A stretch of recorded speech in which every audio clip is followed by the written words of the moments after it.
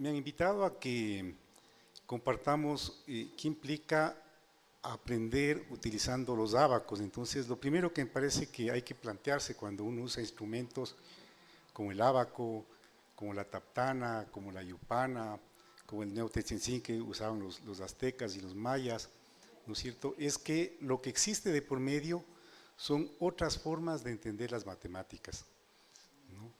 Hay otras formas de hacer matemáticas y lo que tenemos en el entorno escolar y en el entorno social es una tendencia a universalizar las formas. Es decir, se nos ha dicho que existe una forma universal y lo universal no existe.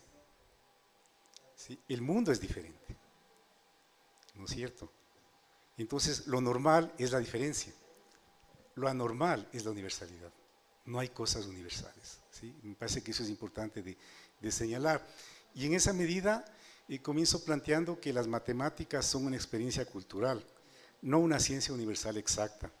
Entonces ha habido toda una corriente de la etnomatemáticas, ¿no?, que el profesor Ubiretian y muchos otros han ido desarrollando, y lo que ellos nos plantean es que la matemática occidental es una etnomatemática, es decir, es una forma más de hacer matemáticas de un grupo cultural. Entonces, existen formas de hacer matemáticas según el grupo cultural que existe. Cada grupo cultural tiene una forma de matemáticas de hacerlas. Cada persona tiene una forma de hacer matemáticas. Y me parece que esto es importantísimo, ¿no? Estamos en un espacio en donde se forman educadores y me parece que como educadores nuestro rol central es saber que uno de los roles nuestros es poder identificar las diversidades. Es decir, no existen una sola forma de entender las matemáticas. Un niño puede entender las matemáticas lineales, otro niño puede entender las matemáticas cantando, otro niño puede entender las matemáticas con los dedos. Es decir, cada uno de nosotros tiene formas diferentes de entender las matemáticas, ¿no es cierto?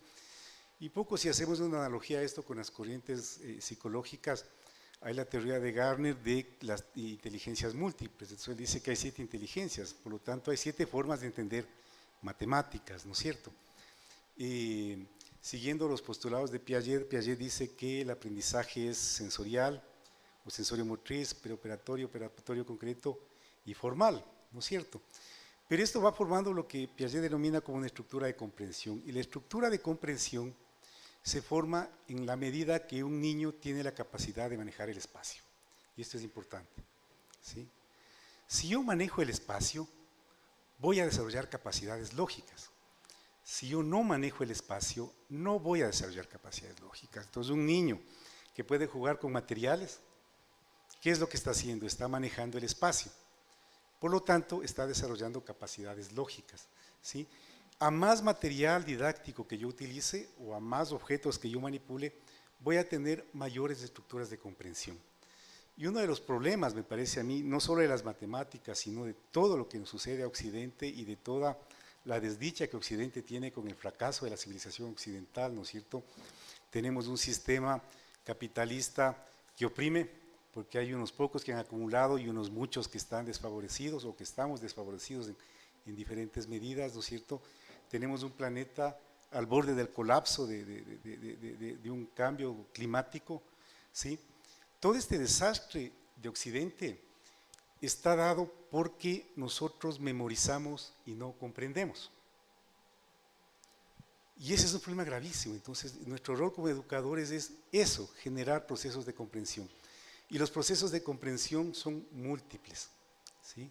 Eso creo que es importante de señalar. Entonces, para avanzar, yo había traído los ábacos, el tiempo es muy corto para poder hacer un proceso más didáctico. Este es el ábaco chino, si lo vamos a explicar más adelante.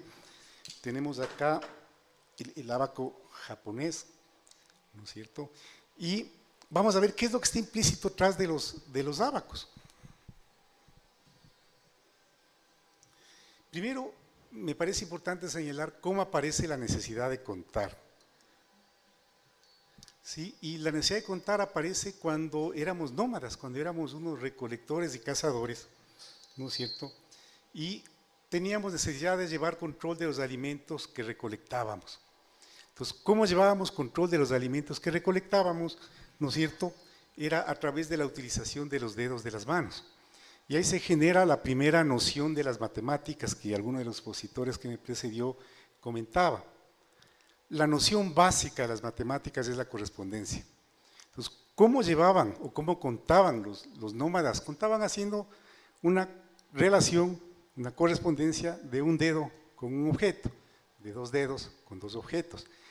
¿De dónde nacen los procesos de conteo? De los dedos que tenemos en las manos.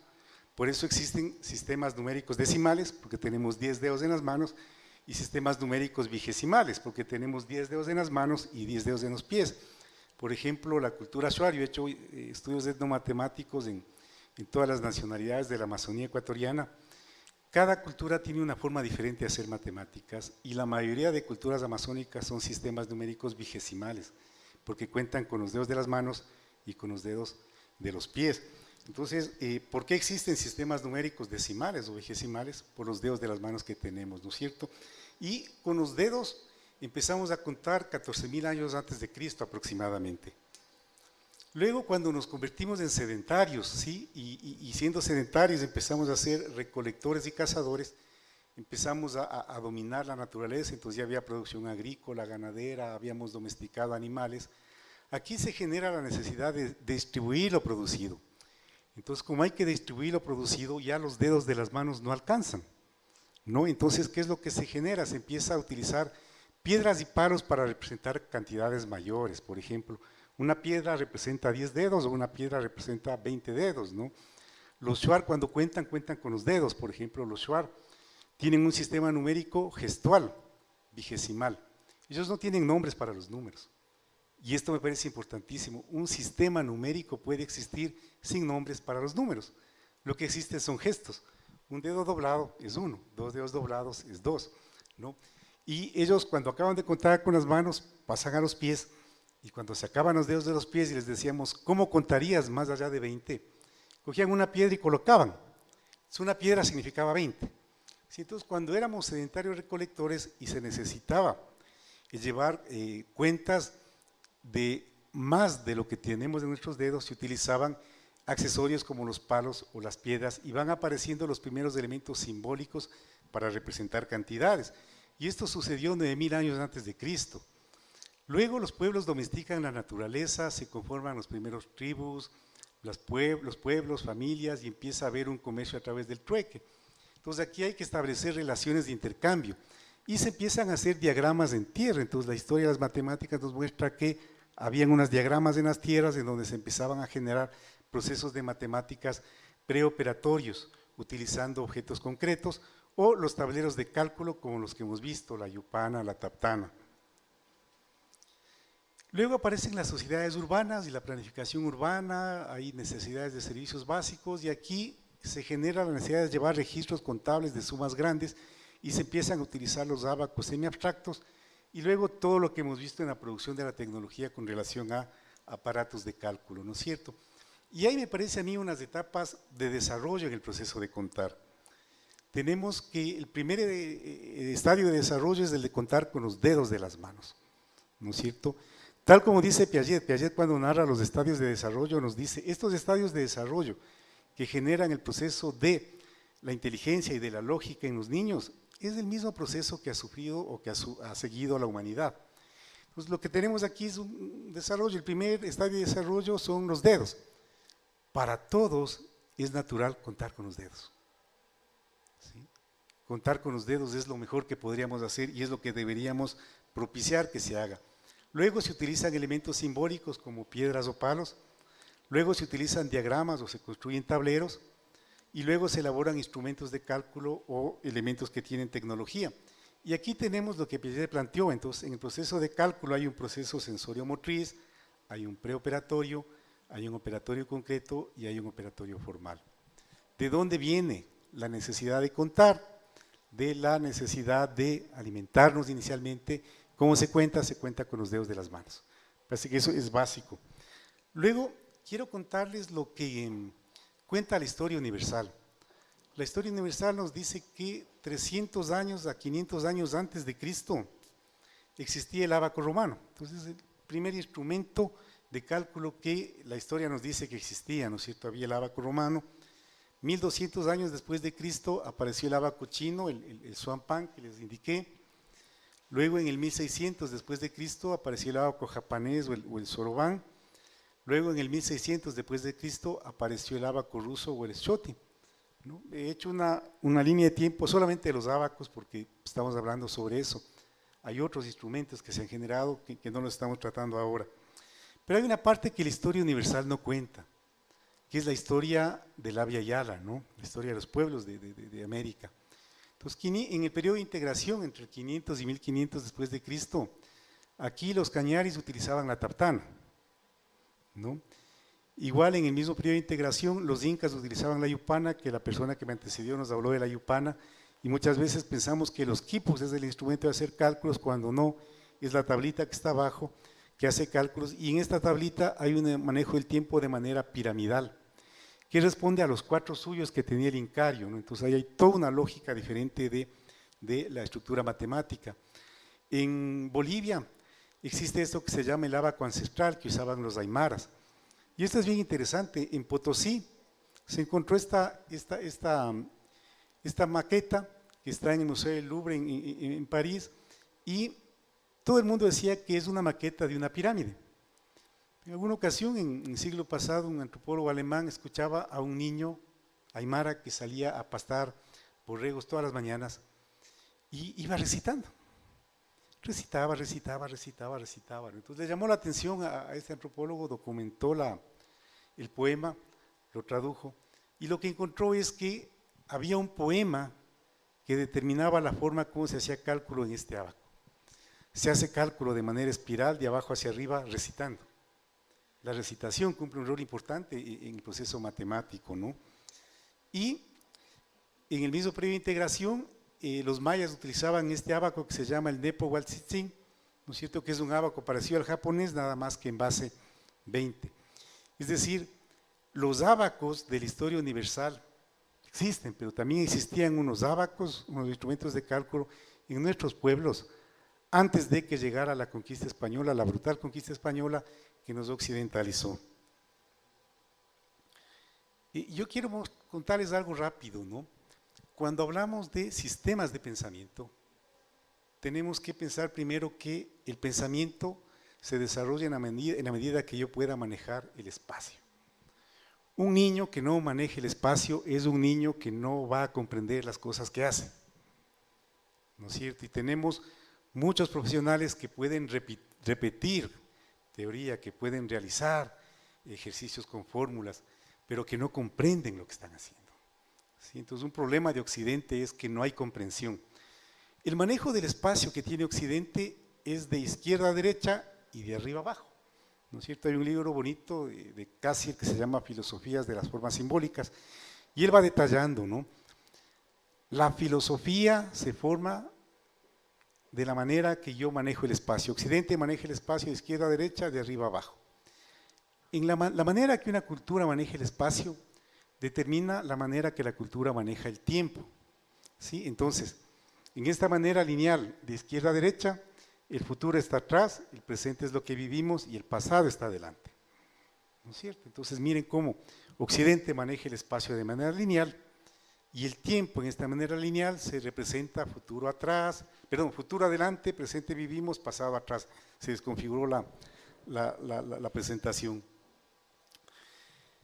Este manejo del espacio y este manejo del tiempo se representa en la recta numérica. Es decir, cuando cualquiera de nosotros escribe los números, escribe 1, 2, 3, 4 y llega al 9, de izquierda a derecha o de arriba a abajo. Y utilizamos esa misma forma para resolver problemas. Colocamos la cantidad arriba, la otra abajo y vamos resolviendo problemas de izquierda a derecha. En la Taptana Cañari, en la Taptana original Cañari, ¿no es cierto?, lo que encontramos es una concepción circular del tiempo. Entonces, a diferencia de la concepción lineal de Occidente, los cañaris y los pueblos indoamericanos tienen una concepción circular del tiempo. En la concepción circular del tiempo, encontramos que el pasado está adelante, el futuro está atrás y el presente es lo que se vive. Y esto marca concepciones ideológicas, y esto lo vamos a contar mañana cuando hablemos de la Taptana. Esto me parece importante. nosotros somos mestizos y tenemos un sustrato quichua en nuestro sistema de pensamiento, que no lo reconocemos, pero que está presente.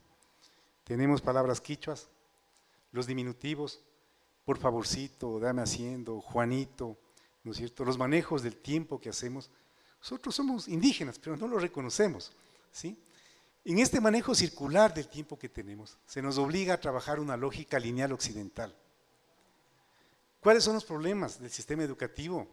Que se nos está obligando a manejar un sistema, un manejo del espacio que no corresponde a nuestro sistema de pensamiento ancestral.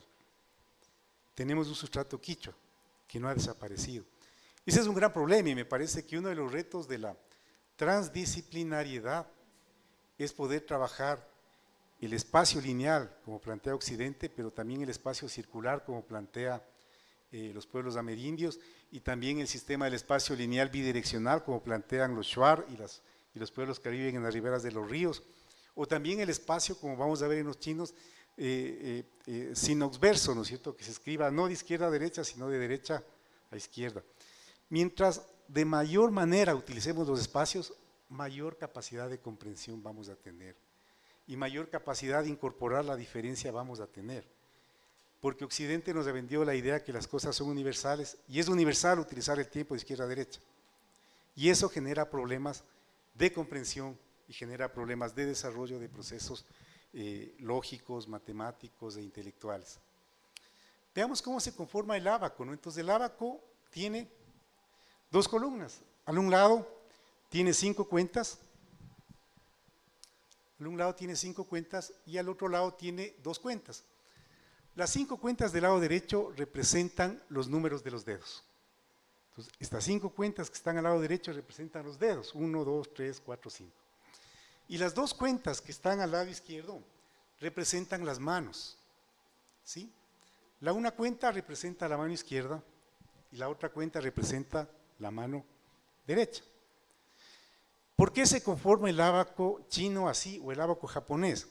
Porque tenemos 5 dedos y porque tenemos 2 manos, ¿sí?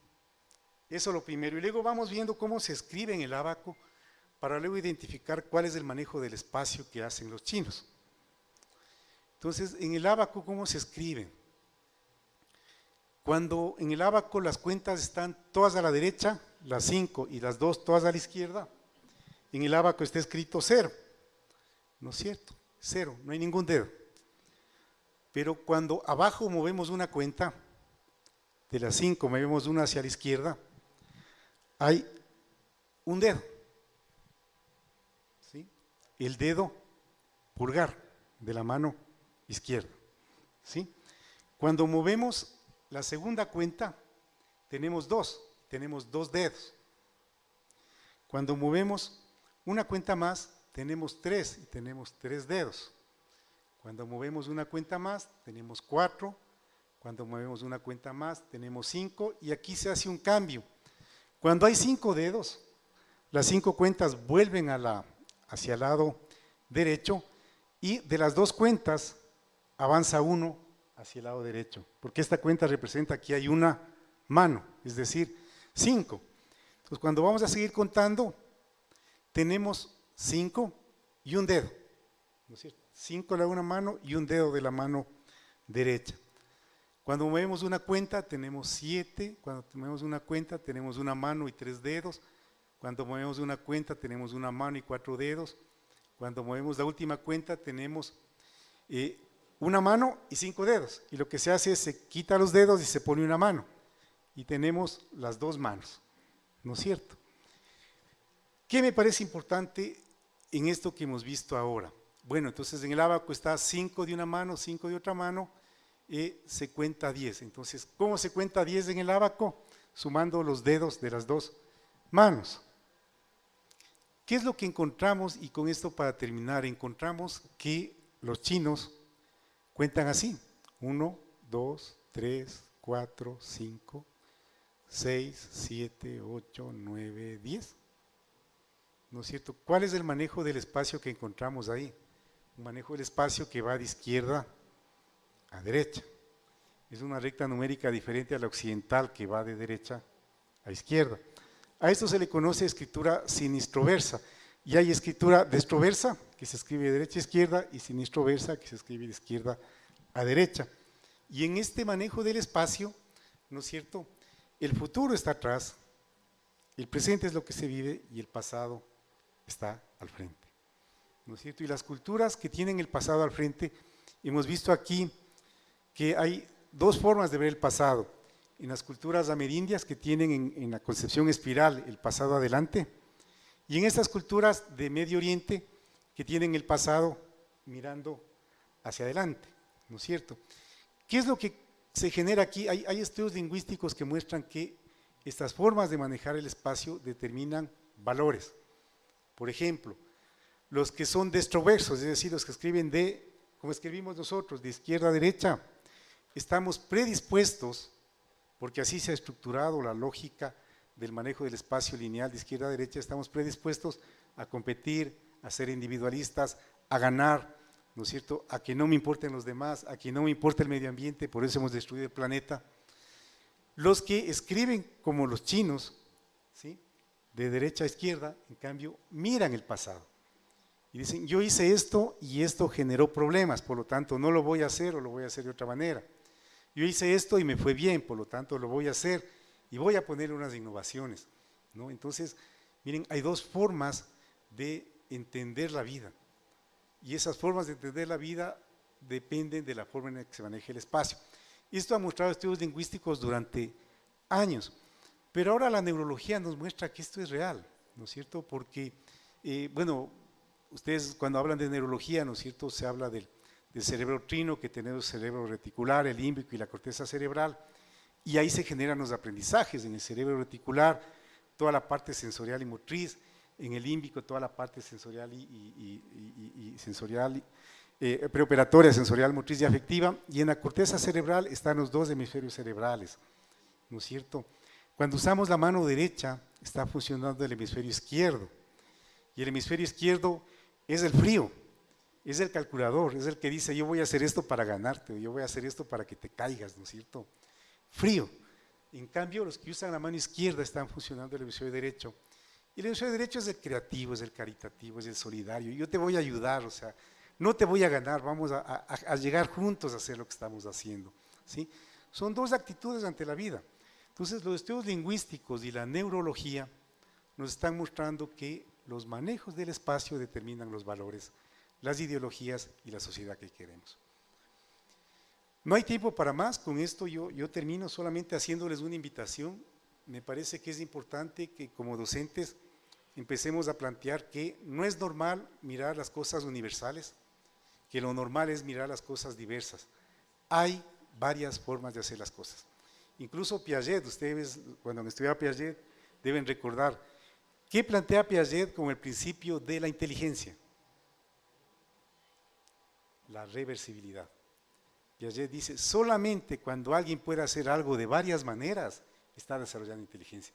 No cuando puede lograr hacer algo, sino cuando hace algo, lo deshace y lo vuelve a hacer de otras maneras, ¿no es cierto? Entonces, recuerden, la Taptana me parece que nos invita a eso, a mirar las diferencias como normales y las universalidades, lo único, como anormal. Con eso termino, les agradezco mucho. Gracias.